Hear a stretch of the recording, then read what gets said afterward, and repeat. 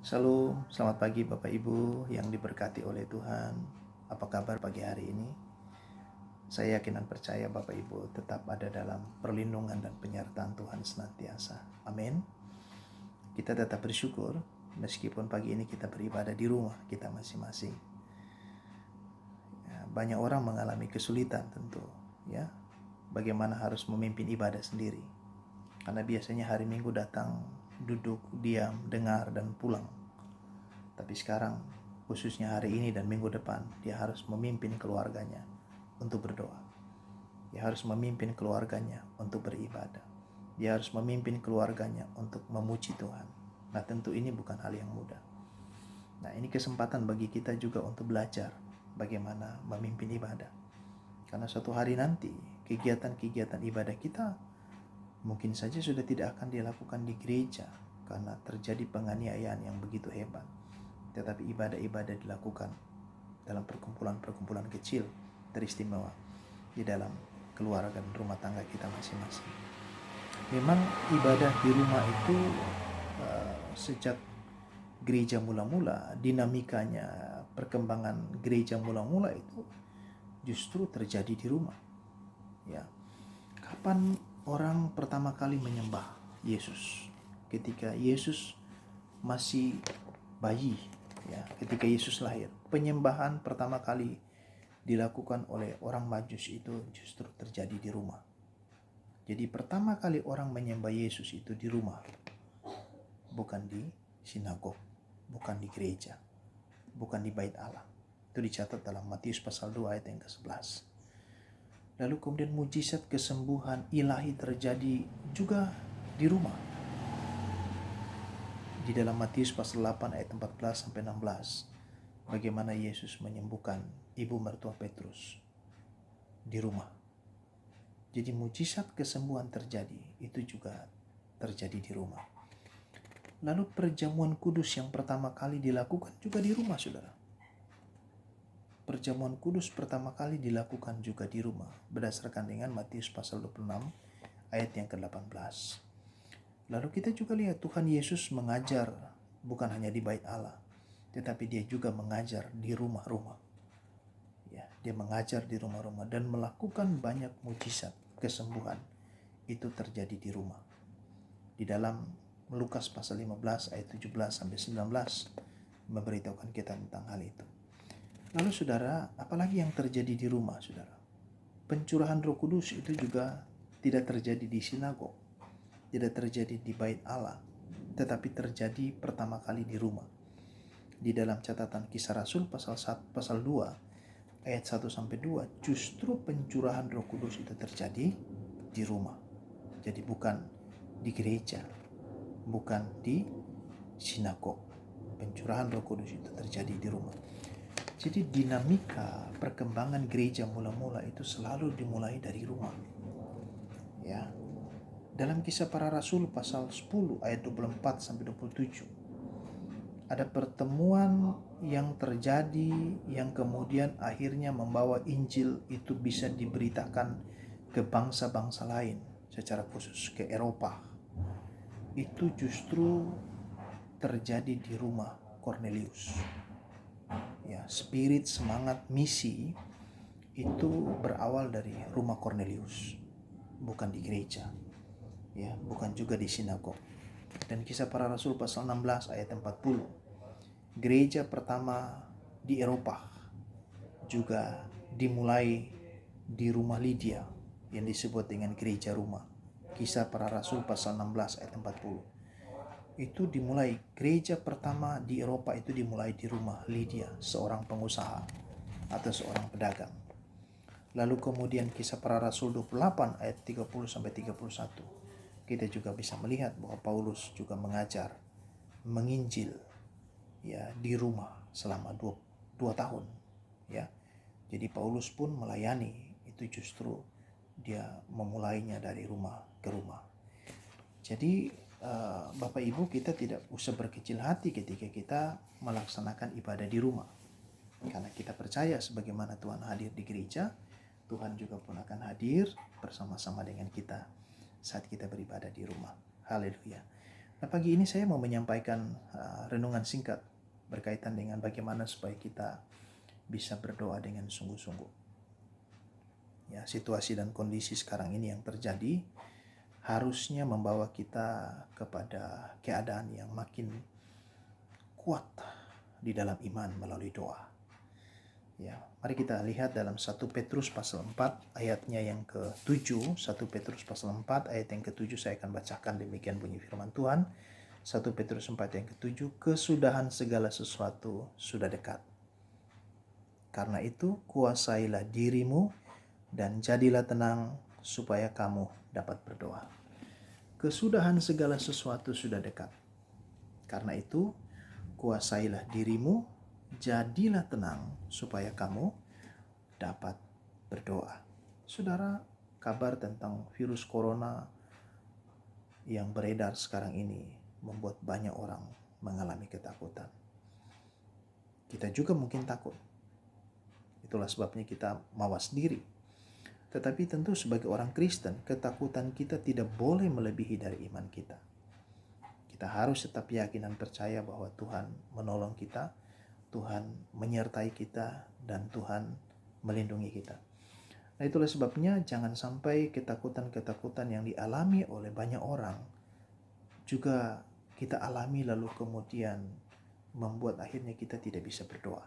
Nah, firman Tuhan mengingatkan pagi hari ini, kesudahan segala sesuatu sudah dekat. Karena itu kuasailah dirimu, jadilah tenang, supaya kamu dapat berdoa. Petrus ketika menulis surat ini, kondisi kekristenan sedang ada di bawah tekanan yang hebat. Orang-orang Kristen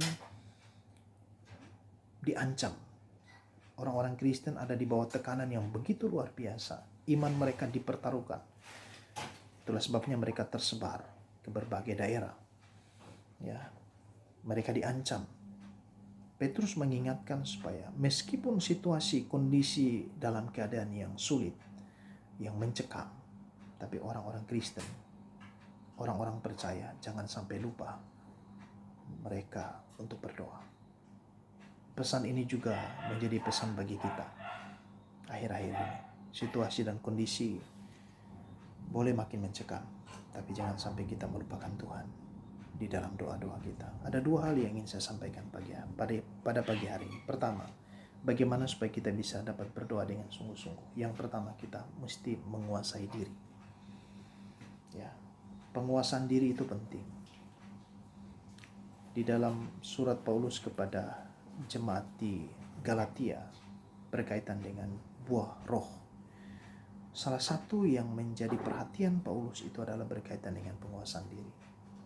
Dan penguasaan diri itu diletakkan pada akhir dari buah roh itu. Nomor 9. Artinya bahwa segala sesuatu tidak bisa dilakukan kalau tidak memiliki penguasaan diri.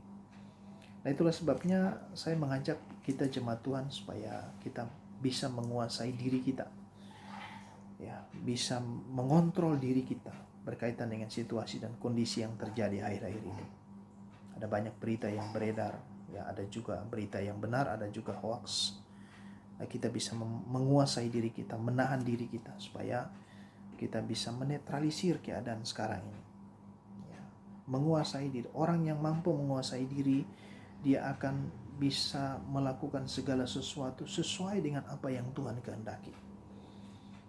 Kalau seseorang tidak bisa menguasai dirinya, dia akan bertindak, dia akan melakukan segala sesuatu di luar kontrol atau di luar kehendak daripada Tuhan itu sendiri. Nah, itulah sebabnya pagi hari ini saya mengajak jemaat Tuhan, jemaat Agape yang diberkati Tuhan, mari kita hidup di dalam penguasaan diri, ada dalam kendali dan kuasa Tuhan. Sebagai orang percaya, sebagai orang Kristen, kita yang sudah percaya kepada Yesus, tentu hidup kita ada di dalam kontrol Tuhan. Berilah dirimu untuk dikendalikan oleh Tuhan. Berilah dirimu untuk dikendalikan oleh Roh Kudus, agar supaya di dalam segala sesuatu, baik itu melalui pikiran, melalui perkataan, melalui tindakanmu, mencerminkan Kristus hidup di dalam engkau. Yang pertama, kuasai diri. Kalau kita bisa menguasai diri, tentu kita bisa berdoa. Kalau kita tidak mampu menguasai diri kita, kita tidak bisa berdoa dengan sungguh-sungguh. Ketakutan itu akan merasuk hati kita, mengganggu pikiran kita. Kita tidak mampu mengontrol diri kita dan akhirnya kita tidak bisa berdoa. Nah, ini penting, kuasai dirimu. Petrus mengingatkan, karena kesudahan segala sesuatu sudah dekat. Ya. Oleh sebab itu kuasailah dirimu dan jadilah tenang supaya kamu dapat berdoa. Hal yang kedua, saudara, bagaimana supaya kita bisa berdoa dengan sungguh-sungguh? Kita mesti tenang, saudara. Hal yang kedua adalah kita mesti tenang. Orang yang tenang dia akan fokus. Orang yang tenang dia pasti akan pikirannya jernih. Ya. Orang yang tenang dia tidak akan mudah terganggu dengan yang lain. Dan tentu kita tidak akan mungkin bisa berdoa dengan sungguh-sungguh kalau kita tidak tenang. Maka mari izinkan Roh Kudus yang menjamah kita agar supaya kita memiliki ketenangan. Tenang dalam berpikir, ya. Tenang di dalam melakukan segala sesuatu. Bahkan termasuk di dalam doa kita. Kita harus memiliki ketenangan. Nah, saudara, ada satu kisah tentang seorang ayah dengan anaknya, ya.